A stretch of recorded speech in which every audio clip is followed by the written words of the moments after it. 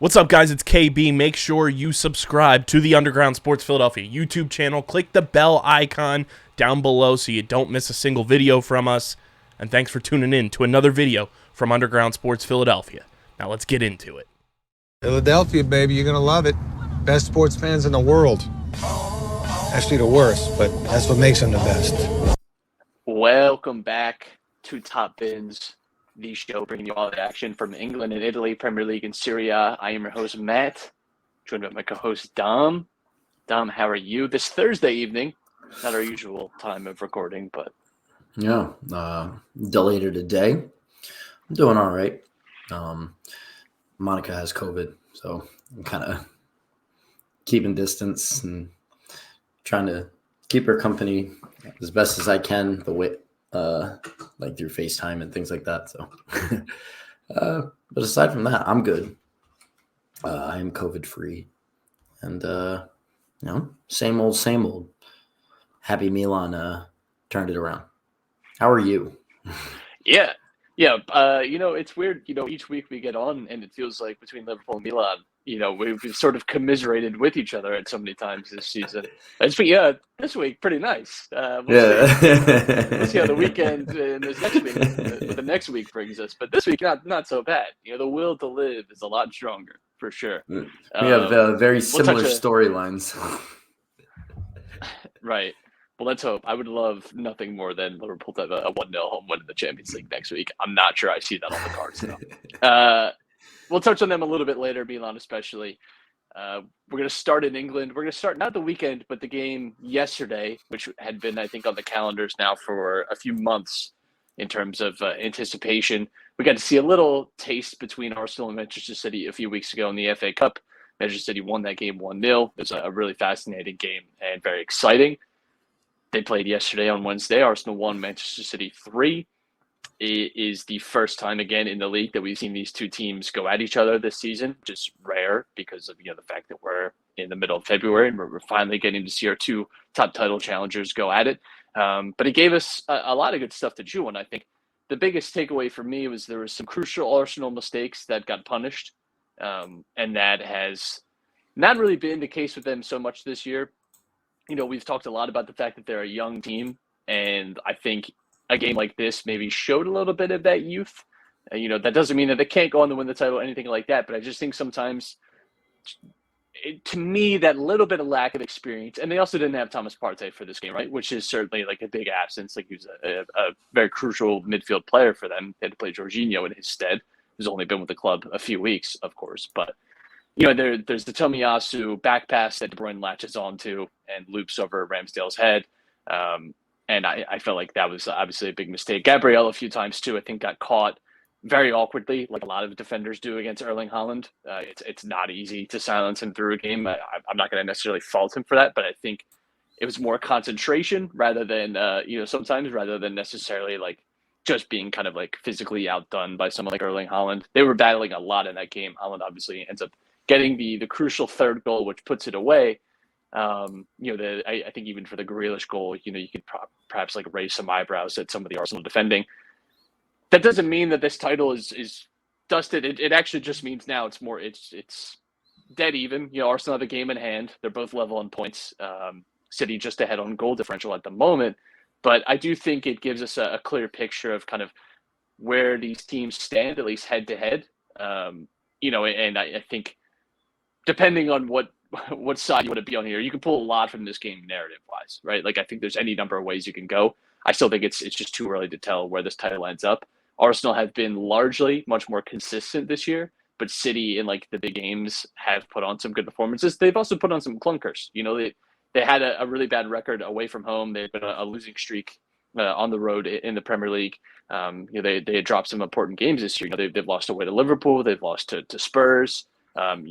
Just within the last week, they haven't been imperious. They're normal imperious selves.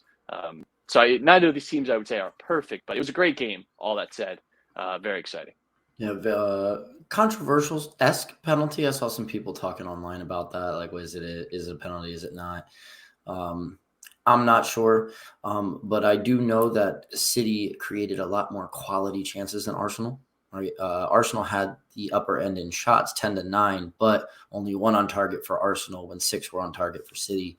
Arsenal's back line kind of just looked very, I don't even know, like there were a lot of gaps, right? Like you said, it was more of a mental thing than them getting like physically beat up top by Haaland and things like that. So like you could tell the story of the day was the mentality. Like Tomiyasu makes that egregious error.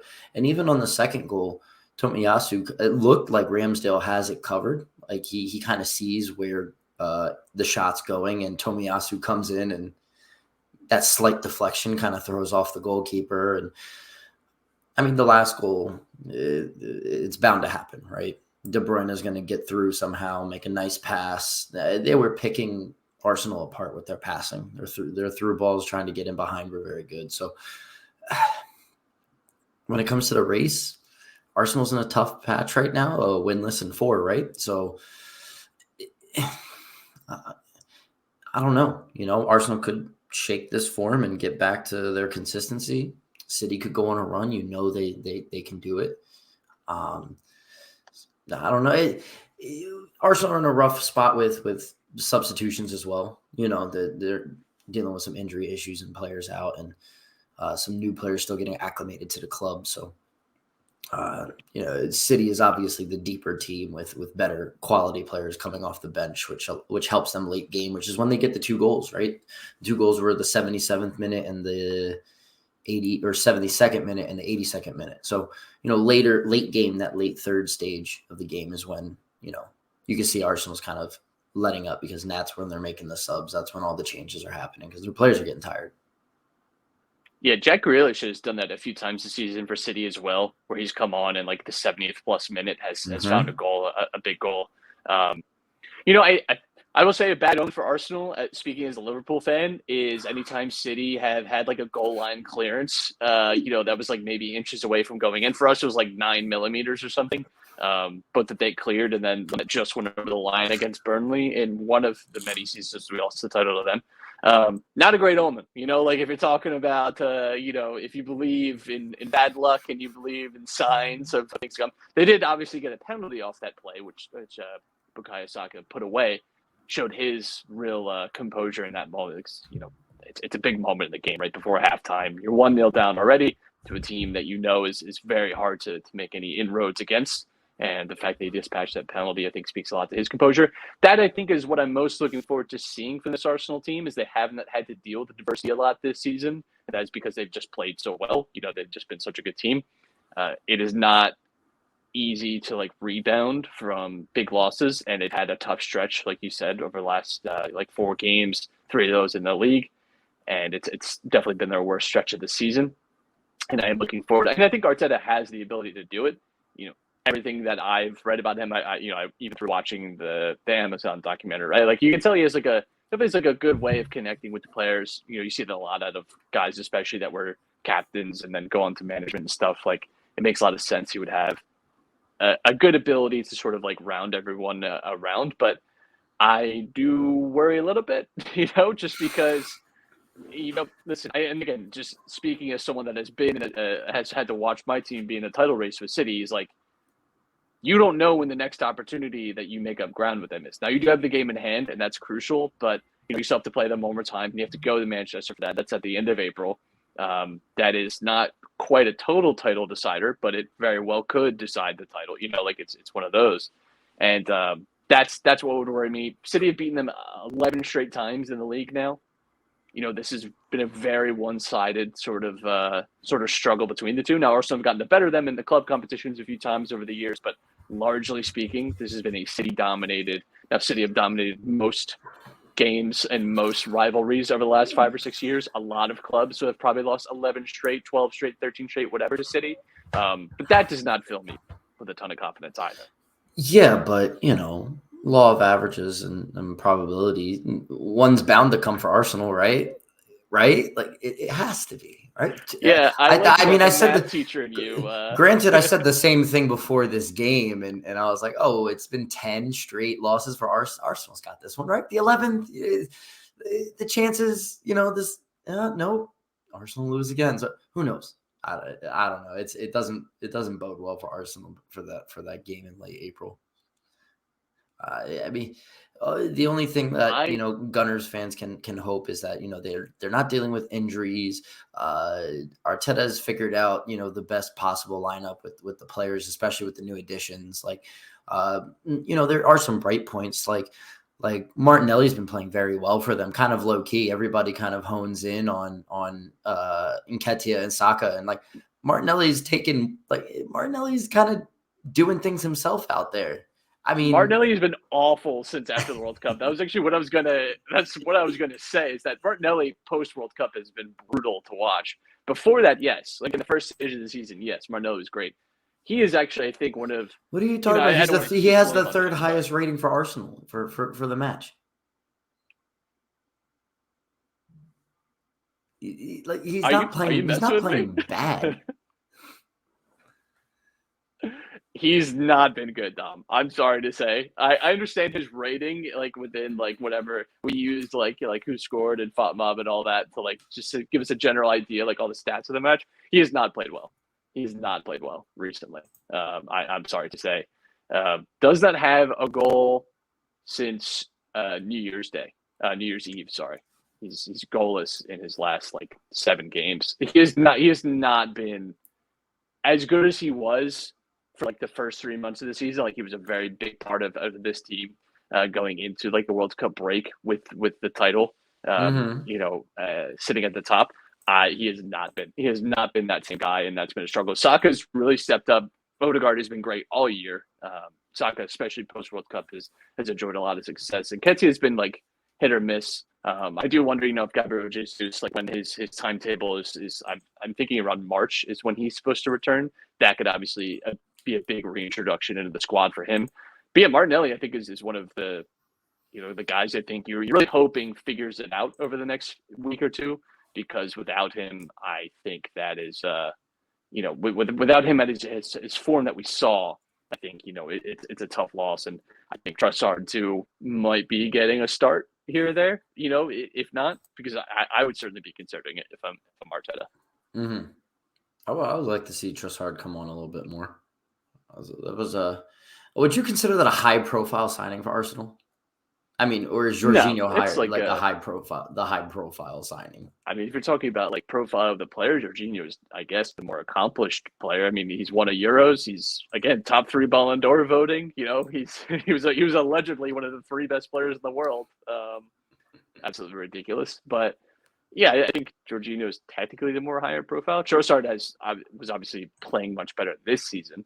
Was in really good form for Brighton, but yeah, I'm looking forward to seeing how these teams progress over the next few weeks, and obviously too, Arsenal have Aston Villa at the weekend, which is not an easy matchup either. Unai Emery has sort of had them on a little bit of a resurgence since coming in, and they folded a little bit to City this past weekend, but Aston Villa have a lot to say in the title race over the next few days, so we'll see. Elsewhere in England, Spurs lost 4-1 to Leicester City. This was the Antonio Conte return from gallbladder game.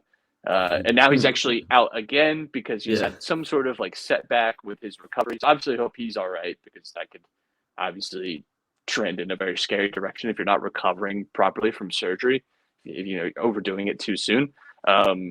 Does call into question a little bit though, like his just general future at the club, because Spurs have been, I think because like Arsenal have had such a good season and we have like a really like good title race, and United have had this kind of resurgence, and Liverpool have been bad and Chelsea have been bad, that Spurs have a little bit like flown under the radar how just like unimpressive they've been this year. I think not with Spurs fans. Spurs fans are very onto the idea that this team's like underwhelmed at times, and they flatter to deceive in a lot of ways. But I think when you consider what the expectations were this summer to where they are, to just where they are now and where the team is now, it's there's a chasm between those things, and they have just not lived up to, I think, my expectations, and I think generally a lot of people. I feel like this is going to be a pretty comfortable top 4 team. I thought there was an outside chance that they could be, a title contender, right? Like the second half of last year, they were one of the best teams in England, one of the best teams in Europe. It was hard to not see it that way, and they've had a huge drop off this year. And they lose Rodrigo Bentancur as well for the rest of the season to an ACL injury. Like, I'm not sure what the direction is here. And Conte's, waxing lyrical too about how much he loves Italy and how it's very obvious that he would love to be like the Italian manager one day and stuff, or like he'd like to return to Italy.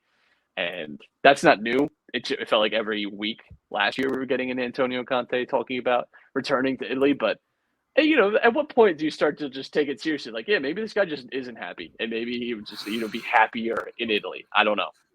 I don't blame him. Spurs are going to Spurs, aren't they?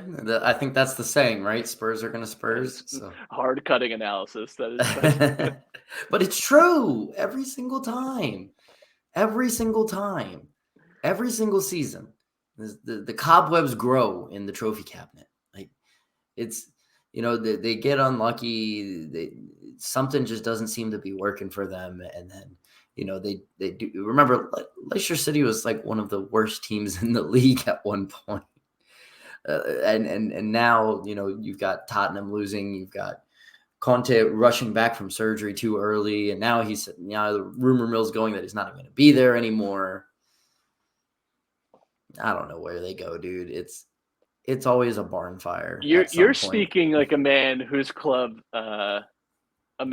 beat Spurs this week, and you're just really enjoying piling on to the grave right now. I talk trash on Spurs. I have an anti-Spurs agenda no matter what. It doesn't just because my team played them in the Champions League this week does not mean that I just am upping my attitude towards them. I've felt that way about Tottenham for a long time.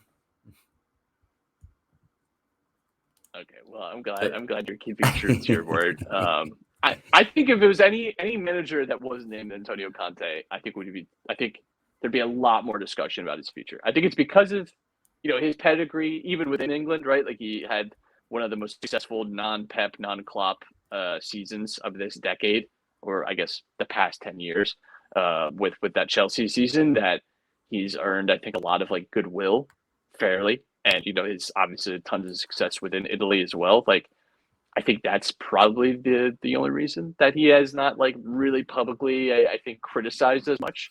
I think people like occasionally will take a swipe, but largely speaking, I think his reputation has sort of saved him from like larger criticism. But that's kind of crazy considering the way they played and just the style of play too. No, go. I didn't mean to interrupt. You can finish the thought.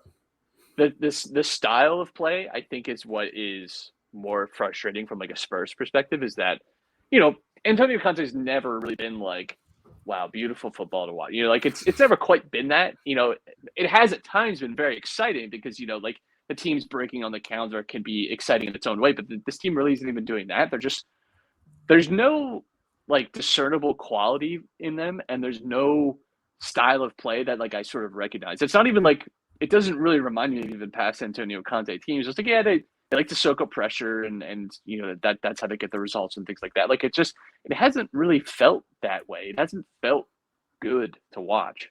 Yeah. I was going to say it's kind of surprising, considering that other, even Spurs managers like Mourinho get criticized way more than he does. And do you think that's because of like the attitude towards Mourinho, but the way he carries himself? Like, I'd argue Antonio Conte kind of carries himself in the same kind of like way.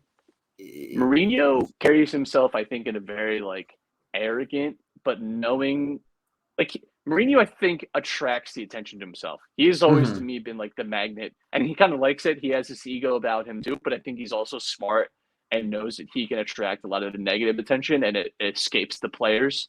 And he just is fine taking on that negative attention. He also loves like toxicity, I think, in a way. Like, I think he kind of loves the challenge of like shutting people up and sort of like, he's a very interesting character. I think Antonio Conte's just DNA is he's just kind of, I don't mean this even necessarily in a negative way. I think we always say this about someone maybe in a negative way, but he's like just kind of an abrasive person. But I don't know that that's in a negative way. Like, I just think he's just a conflict sort of centered guy. Like, he just thrives. And I think you see this with athletes sometimes too, where like, I think he's just a little bit unhinged in a good way. And I think he thrives on sort of yelling and emotion and passion. He's been in a few like sideline scuffles and arguments and Yeah. face-to-face kind of dealings, even in Italy. So it's interesting. It's entertaining. I love it. But yeah, I think both of them have similar sort of ways about them, in that it kind of becomes about them, like, and sometimes not always the player. And I think that can be a benefit to you as a manager at times. But I think Conte, like, to me, it's a very exhaustive management style too. I think that's the reason he's had to take this step back too, right? Because, like, returning from surgery for most people, even something like gallbladder surgery, which is obviously much more routine in like our day and age, it's still not something like, I don't know, like I think like most people would struggle to return to an office job where you're sort of just sitting and maybe just walking around a little bit, and that you'd probably be working from home, especially again in like 2023, where that's a much more doable thing, right? Like, you'd probably still be working from home for like a week. I can't imagine going to like such a high pressure job like this, where you're being watched by 40, 50,000 people, and you have to scream and like really emote, and especially with his style, like, yeah, it's kind of no wonder to me that maybe he's like, I overdid this. I need to I need to take a break. I was gonna ask the question, and I may have to give the caveat of, besides Mourinho, is Conte's like, is he's Tottenham's like highest profile manager they've had? Not including Mourinho, because Mourinho is like a echelon of his own. But this is Tim Sherwood erasure, is what I would say. I think probably, yeah, like, I think those two are in a. Mourinho's in a, yeah, you're right to say Mourinho's kind of in his own tier. Mourinho is a tier ahead of Conte, but yeah, Conte, like, outside of that is, I mean, what other, like, how many other managers do you think like have the profile of him, right? Like, it's not many, like, there's very few managers. I think, like, if let's say like everyone was out of a job, right? Like Pep, Klopp, Mourinho, Conte, whoever else, like everyone is out. Ancelotti, Xavi, everyone's out of a job right now. If clubs had their choice, like they're ranking the managers they would most want, Conte's almost certainly in the top 10. Like, it's very hard. he could Just potentially like be currently top and 5, 6. Depending on like your club's ambition and what type of like profile your club has, the money, because Conte too, like similar to They Mourinho, spend is money. someone that is very like, these are the not just spending money, but like very specific, like, these are the players that I want, and if I do not get these players, I can't guarantee that this is going to work, and I'm willing to leave the job because of it. He left Inter because he didn't feel that he was going to be supported in the way that he wanted to. He didn't feel, which, it's always hard to tell from our perspective how much of that is true and how much of that is other things behind the scenes. But yeah, Conte's a great manager. He hasn't shown it necessarily at Spurs, like but I think that I do wonder, like, that if reason, like, he's very married to his 3-back formation, which is fine. It is fine to have a specific style. But I can remember when he was first at Chelsea, he got obviously a lot of criticism. People forget this. In that first month and a half, Chelsea were not very good at all. And there's legitimate calls from Chelsea fans to fire Conte. Turns around when they switch to the 3-back, and then they go on a tremendous run and are one of the best Premier League winners, not named, Manchester City or Liverpool, the last like 8 or 9 years. And I think maybe it's time that, and I don't know if he's maybe anxious or unwilling to maybe revert back to like a 4-back or something like this because of that time. But I would maybe consider, if I'm Antonio Conte, switching it up and trying to do a little something. Not that he hasn't thought of this, I'm sure, because he's much smarter than I am. But I do wonder if maybe it's time to consider changing the formation or something like that. I hate Kyle. I'm going through a sneeze attack, and he makes the. God bless you, by the way. God bless you. Thank you. I was over here trying to stay quiet. I couldn't mute my mic.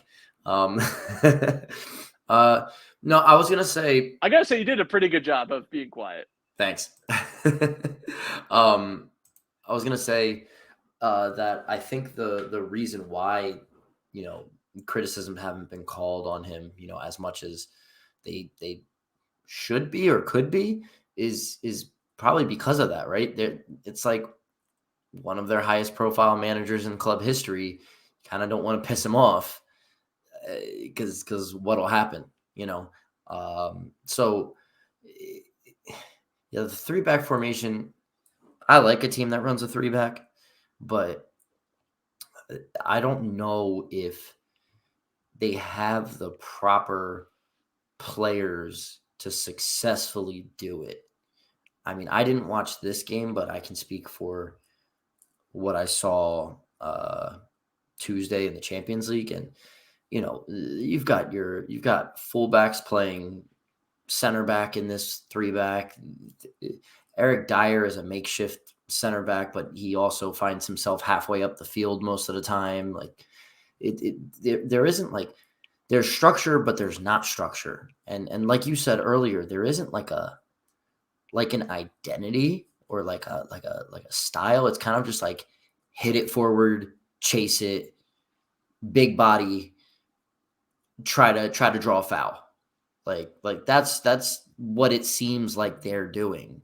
And that's, especially in the Premier League, that is not a way to have consistent success. You'll find it against some of the lower table teams, but like when you go into big games, or maybe it's been working for you for a couple games and you go into that third, fourth, fifth game in a row that you're trying to win, and teams are going to find a way to stop it. Teams are going to absorb pressure. They're going to hit them on the counter, especially with a 3-back.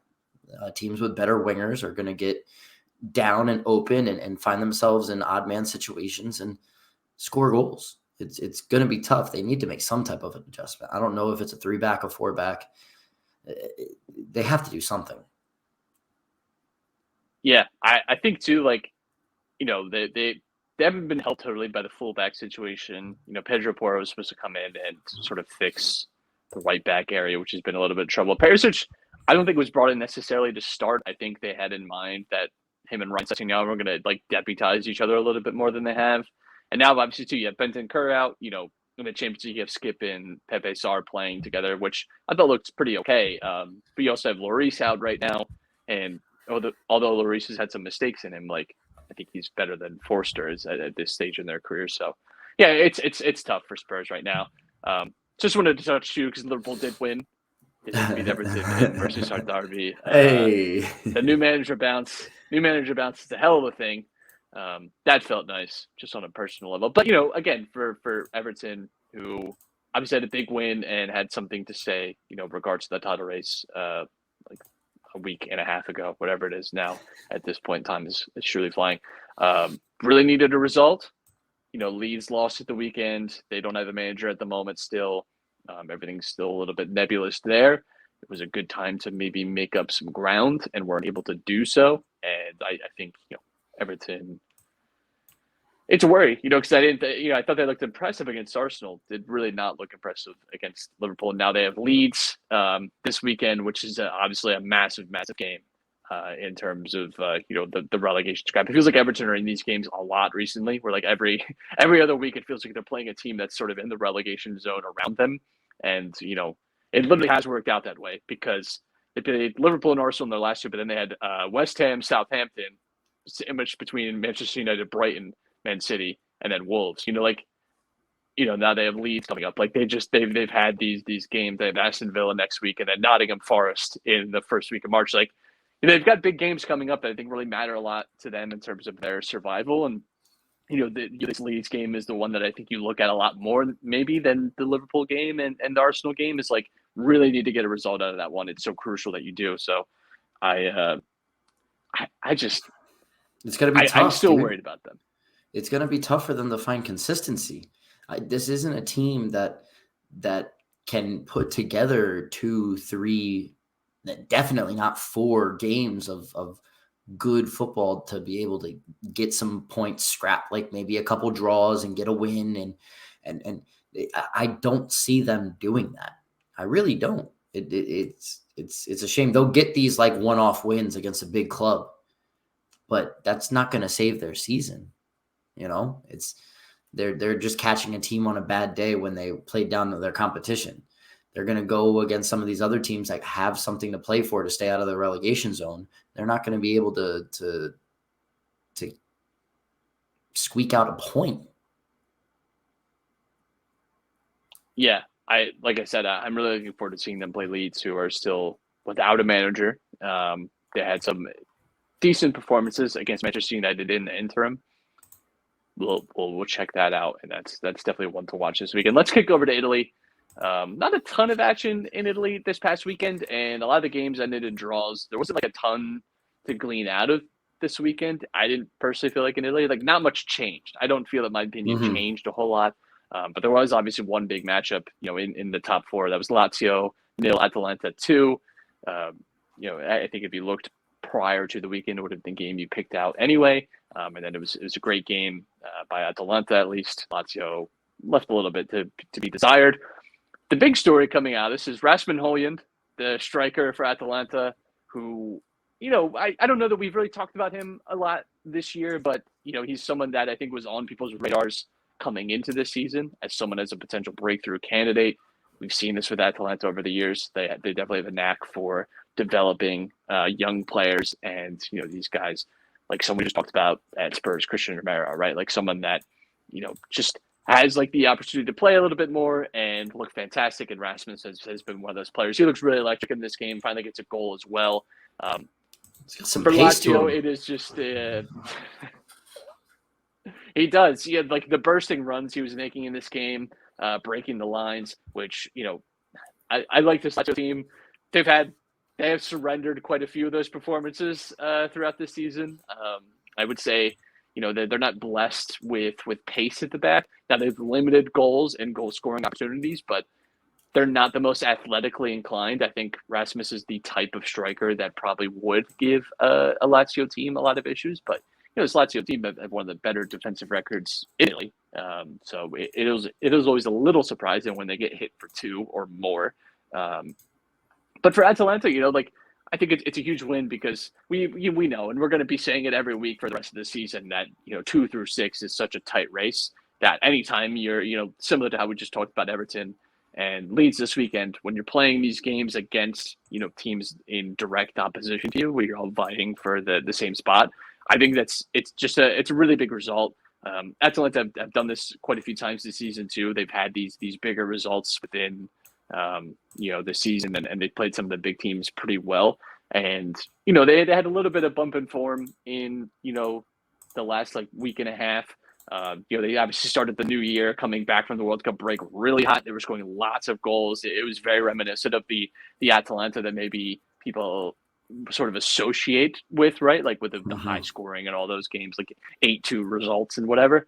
They lose in Coppa Italia to Inter, which is obviously a bummer. Don't make the semifinals. They drop against Sassuolo, but they pick it right back up against Lazio. Gasparini has a way of when you see Atalanta struggle for a season, Gasparini has a way of making certain signings or bringing up players to their youth ranks, and it just has a way of crafting a team that will eventually put pressure on the other top teams in the league. And I don't know how he does it. This is another team. This is another manager, that loves himself a 3-back, loves himself 2 wing backs flying up and down the field. And it just works. I mean, I want to give a shout out to Ademola Lookman, who has been probably one of their MVPs this season, scoring goals, setting up other players. He gets an assist in this game. He's been one of the SerieA players of the season, in my opinion. Yeah, he is we've joked about this, I think, a few times this year, but when we're talking about awards that we'll hand out for SerieA, the non-Kvara transfer of the season type of guy, it's very obviously going to be him.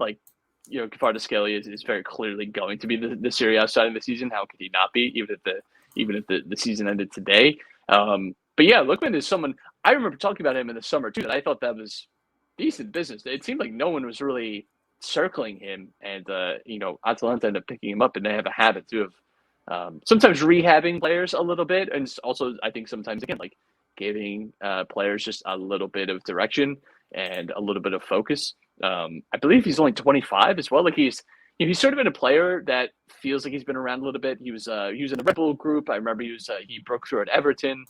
He sort of bounced around to a few different clubs over the last few years, and maybe that's why it seems like maybe he's more like 28, 29, but still a player that I think can develop and grow. And I think he's had a great season. He's adding the Paslic season that I loved so much last season. He's sort of taken over that that really creative and goal scoring role. He's done a lot of good for Atalanta this year. They really needed that consistent goal scorer too. I think that was when we talk about the failings of Atalanta last season, maybe why they didn't succeed in the way that we expected them to, because Duvan Zapata was hurt for so much of last year and then was in and out of lineup.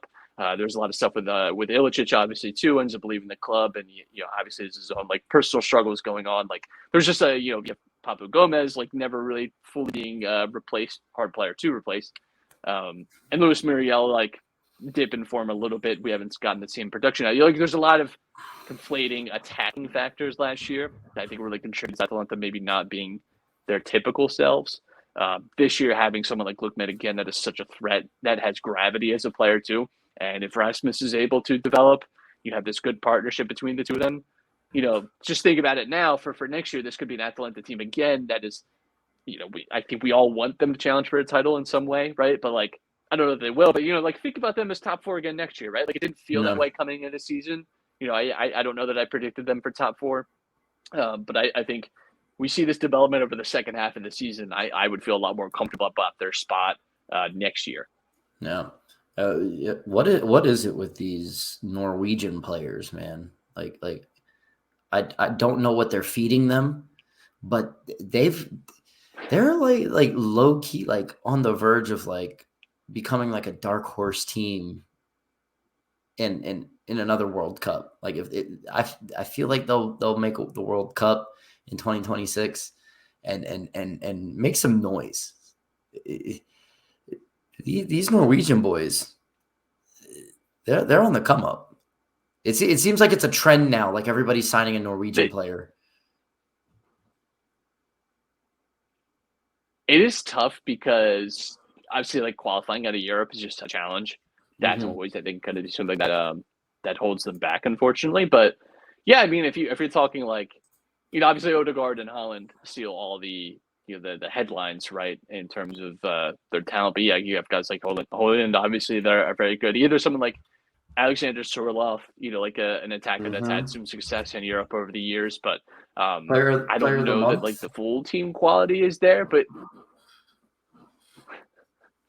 he is. He got no. This is like the legit part. This is the legit thing. He got a fish for it. Did you see that? They gave him a fish. No, look. You gotta look. You gotta look this up. But I don't doubt it. But I don't doubt it. I'm pretty sure that's what. Getting. Yes, I'm pretty sure that his club does that for every player of the month. If their player gets player of the month, they give them a fish. Oh, yeah, I plays for Sociedad. Okay. Yeah. I feel like that's kind of like rude because he's a Scandinavian guy. I know that they have like a heavy fish diet.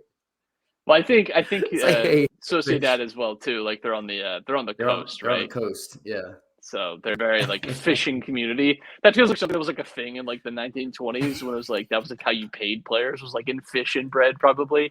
So it's like a nice little bonus. Like I've seen the ones on Twitter of like the players in some leagues getting like 4 crates of like eggs, and stuff like that. Like it's very, very similar type of stuff. Hey, like listen. You're a League 5 player in England. The local milkman gave you a year's worth of milk. What's KSI's drink Prime or whatever? Yeah. You're the Premier League Prime Energy Player of the Month. Here's your 6-pack of Prime Energy cans. But Americans love advertising so much. Don't look now, Tom. Don't look now. But your boys, because you got them in fantasy, they've turned it around. Climbing out of the basement. Hellas Verona have been on some kind of form since returning from the World Cup and since we've gotten the return from the winter break in Italy. They've only lost 1 game in that time. They've got some big victories to their name too. They're slowly crawling. They were at the very bottom of the table, right? They now sit in 18th, just 2 points behind Spezia. I'm not going to call it a great escape, but, because I don't know if you can call it the great escape when it's just the halfway point of the year, but yeah, they were sitting bottom of the damn table. And they beat Salernitana, Davide Nicole, by the way, fired after that game. The man who has saved them from the fire so many times, yet can't stop returning to them in their moments of weakness. Here we But go. their only loss since the return from the winter break was against Inter, 1-0 loss. But they've taken care of business. They've got some draws in that time, some wins. Like, maybe they're going to save their season here. I'm going to say this. I don't know if I want to look into that too much, but it looks to me when I look at who started this game for Salernitana, that some normal starters were not starting the game. So I don't know if this may have been like Salernitana like underestimated Verona and put like a squad rotation lineup and they got a 1-0 loss, or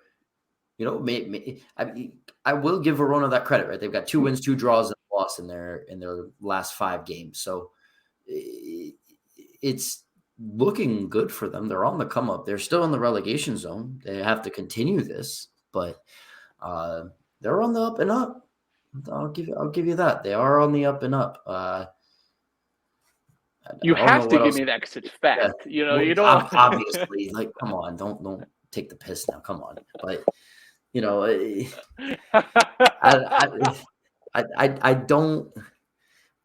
I don't know what else to say. Like, they've been winning. they've been getting some points, but it's a still big story. They were bottom of the table. They still got a lot of work to do. They're still 2 points behind. It's never good. It's never good enough for Dom. It's never good enough for Dom. You know why? You know why you're upset? You know why you're upset? Because you love Salernitana, and you're upset that they're being pulled. They're being pulled towards the dark hole. That's 4 L's and 1 dub in the last 5. I don't like that. Don't like that, man. And they just fired their manager. Right. Like, this is what happens. This is what happens. A smaller club overperforms. Then they have some struggles. They scapegoat the manager, and now they're going to lose. They're going to lose games, and they end up in Serie B in a year or 2. We'll see. Cremonese watch, still winless in SerieA. I mean, it just kind of defies belief. They're in the semifinals of Coppa Italia, though. But that's Italy. There's Italy for you. I mean, surely they can't escape relegation, right? I mean, surely, right? Like, there's no outside chance that we're talking in late May about a Cremonese late season push, right? There's no shot. No, there's not. I'm not going to play into it. As my wife would say on as my wife would say on the TikTok crowd, I guess there's like a thing. It's like BFFR. Be fucking for real right now. Like, be fucking for real. There's no way. That's a thing now. BFFR. Yeah, how are these kids taking? Actually, Champions League. Before we get to that, just a small aside. You just reminded me. I sometimes when I'm teaching geometry, when you're naming lines and angles, sometimes you can sometimes you can kind of like mess around and make like funny names, right? Remember, like, we would always do like angle DOG or angle COW and things like that. Like, I'll do like things where they're acronyms, like text acronyms and stuff. But like, while I'm teaching, like, I'll talk about that, but then use the phrase in my teaching like right afterwards. So like, we were doing a problem with an angle, and it was angle LMK. So I'm talking about it and setting up the problem. Then I turn around and I was like, so can somebody let me know what LMK's measurement is? And this one kid was like, how do you know text talk? And I'm like, how do I know text talk? We were the ones that like lived it.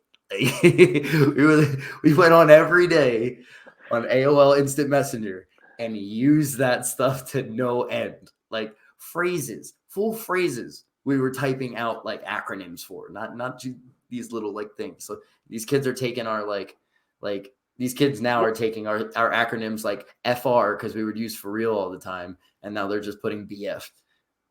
Be fucking for real. I think they don't, and I mean, I'm very grateful that it isn't this way anymore, but a lot of that text stuff came about when you had text limits, you had character limits Yes. on They your don't know text that this. you could send. It was like forced shorthand, you know?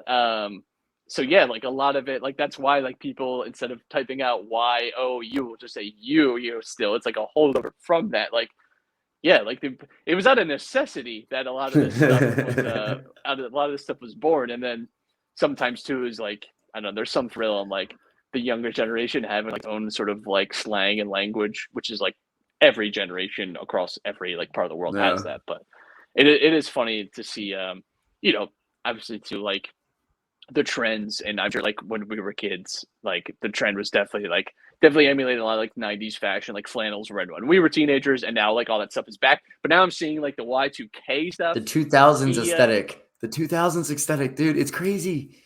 It's shocking to me, and I would say it's crazy. If some TikTok star can make the 2007 polo like with the with the collar popped come back, God bless you. Because like the ill-fitting jeans with like random like Nike running shoes, because that's what people wore then. If they can make that come back, you can do Y2K. I think there's a time and a place for that, and it makes sense. I see people dress it. Like I've gone back to school, I'm in college now, and I see the kids like dressing, and I'm like, damn, right, like I get it. No one is going to be able to bring back the gaudy polo shirts and like the pinks and browns. No shot. So I don't know if they'll be able to bring back, you know, like you're wearing a polo, but you put a t-shirt on over the polo, and you'd have the collar like popping out of the. I don't know if they're able to do that, but do you remember like the giant baggy jeans? I forget the name of the brand, but like Soulja Boy used to. No, they're not Jinko jeans. They're the ones like Soulja Boy would wear with like the letters on it, like with the colored stripes. Dude, they're making a comeback. I'm seeing people wear those again. Like the baggy, huge, like shirt and pant, like aesthetic, rubber bands around the bottoms of your pants. So they don't like flap onto your shoes and shit. That whole aesthetic is coming back. It's nuts. I don't like just don't, just don't do it. It looked bad then. You're gonna look back at it 15 years from now and be like, "What was I doing?" It's listen, a lot of those looks just don't need to come back. That's it. There's my advice to anyone below like the age of like 22 listening. Like, you gotta just keep it. Just keep it simple, right? Don't go crazy. Champions League. Dom, you got a big result, baby. What are we talking about? We beat a Prem club. Spurs we beat a Prem club. Let's go. Probably, I just want to say this. I felt like I was constantly trying to counsel you, like, I don't know, man. I think you guys can beat Spurs. You're like, no, we won't. We suck against Prem teams. We got washed. Well, you were unlucky, I think, to not win this game like 3 or 4-0. In my opinion, you're correct. I thought Milan were a much better team. You're much better team in this game. It's a big result. Obviously, they still have to go to London and finish the business, but Milan, I think we're right to be pessimistic because they just have not played well at the return of the year. We've talked about it on here, obviously, but the two teams that have struggled as of late, and Milan looks much more composed, and I think it's potentially a flag to plant. When you come back and revisit this in March, that maybe you progress through into the next stage of the Champions League. Like that's a big deal for them. No, I think some of the changes to the lineup really worked out in this game. I mean, Alexis Salamakers decides to play way better in the Champions League than he does in the league, but I think that he's fitting for that right wing back kind of like role. He hustles hard defensively. He's one of the reasons that this clean sheet existed. He stopped a chance late on coming in with a sliding challenge, but he also gets forward, gets involved with the play. Yeah, his shooting's a little bit off, but he also looks to set his teammates up. He's creative. I love the inclusion of Malik Thiaw. That's how you say it, right? Thiaw. I think that he has a lot of promise. His build, he's tall. He's of that same cloth of Kalulu Tomori kind of build, and I think that having him in, he fits that 3-back kind of tactic. Tomori's still out, so it's nice to see that this back three is working well for them. Brahim Diaz is playing really well right now. I think that not being so central is helping him, kind of playing out wide. It does kind of suck seeing Ketelari still be frustrated, but you're seeing guys like Liao step in and talk to him and console him. This is a really good win. It looks like the team is coming back together. Maybe there's a coincidence that Ibra is back healthy now and the team all of a sudden starts playing better. Who knows? But we've already talked about our worries about Tottenham, and it kind of just fell over into this. A lot of the stuff that Tottenham likes to get away with in the Prem, they're not getting away with in European football. It was pointed out by a couple, Twitter analysts, how guys like Kane and Kulusevski are trying to go into bodies to draw fouls, and they're not always getting it. And that's just because it's a different game in the Champions League. Christian Romero is very lucky to see a yellow card in this game. I thought that slide tackle was a red card on Tonali, like obvious red card, and somehow gets away with just a yellow. Tottenham were all over the place. Like I said earlier, I saw Dyer running up the field and then just passing the ball away, like very, very easy turnovers. But even though Tottenham held the possession, Milan caught them on the break a lot. Worried about Liao. It looked like he took a knock. I don't know if it's just nothing, but if he's out, that's a huge blow for Milan. But hey, we beat the Prem team. Some people are trying to tell me, oh, it's only Spurs. But I don't care. I don't care.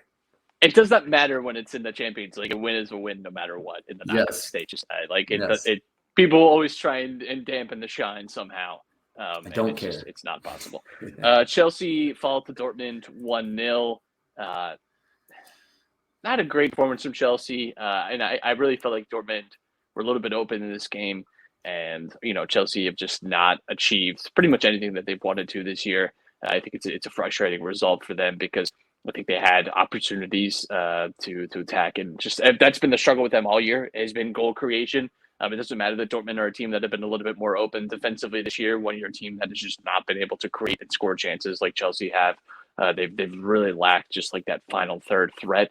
And they obviously put themselves in an uncomfortable position now going back to London in a month's time when we return to the Champions League there. Europa League, just tiny round of today. Juventus, I'm not sure that you saw this time because it was literally like right before we came on to record, but I was just watching. Juventus 1-1 against Nantes. Listen, I know that people have a tendency to say Juventus get all the decisions. They had a shocking decision to go against them in the final minutes of the game. A very clear handball. And how not even just in soccer, but in sports in general, now the broadcast team usually has a referee on and will help them explain review decisions and things like that. Normally that person is pretty deferential to the referees, even when it's the two announcers yeah, that's a terrible call. The consultant will be oh, here's what they're seeing. It was genuinely the first time that I've ever heard one of these referee consultants say yeah, I don't know why they didn't call that a penalty for Juventus. I don't know why. I actually don't know the reason. That's actually just a bad call. I've never heard, they're always trying to manage the situation. Oh no. So Juventus do not get the late penalty to earn them their win against Nantes. Puts them in a precarious position because this is probably their best shot at getting into the Champions League, with the points deduction in SerieA. So that's difficult. Roma lost today, 1-0 to Salzburg. Tough. Absolutely tough. And Man United Barcelona played a really exciting 2-2 draw. That was a fun one, but yeah, Europa League is back, which is fun to watch. Fiorentina, La Viola, 4-0. That's the game to have watched. If you know ball, that's the game to watch. That's the game. Fiorentina versus Braga. Of course. Everyone was on that one. The whole time I'm just talking about it. Quick question. Looking ahead. Quick question. Sevilla beat PSV 3-0. As Matt mutes the cough. Sevilla won 3-0. Is it their tournament to lose again? I mean, it's the Europa League. These guys it's their tournament. Is it theirs to lose, or are we getting on the Sevilla hype train too early? Well, they could, they were doing very poorly for a lot of this season. They were actually in the relegation zone a lot of the season so far in La Liga. They finally crawled out of that. I would find it very funny if in a year where they've been so bad domestically, they just win the Europa League again.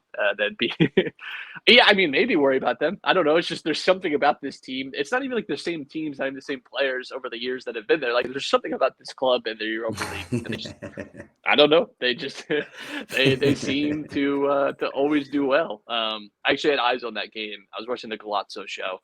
And so obviously naturally that one popped up a little bit, and they looked very good. And PSV looked very outdone in that game. Monaco played a great game too. It was an awesome game against Leverkusen.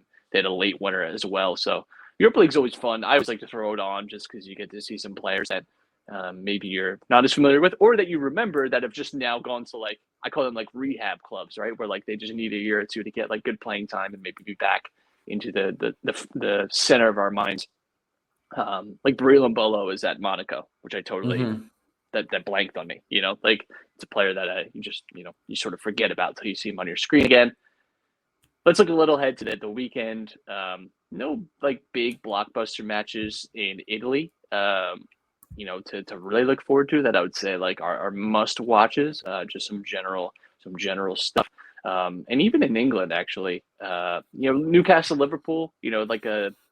A good game, but generally speaking, no big barn burner stuff. You got Tottenham West Ham. That's a good one. A little London derby action, but even that is not huge, amazing. It's not great. It's not the most. It doesn't have to be blockbuster every weekend though, right? It doesn't have to be that way. Of course, we wouldn't enjoy the good weekends when they come, but maybe weekends to just kind of generally just throw whatever's on, right? Not plan your weekend around one particular game.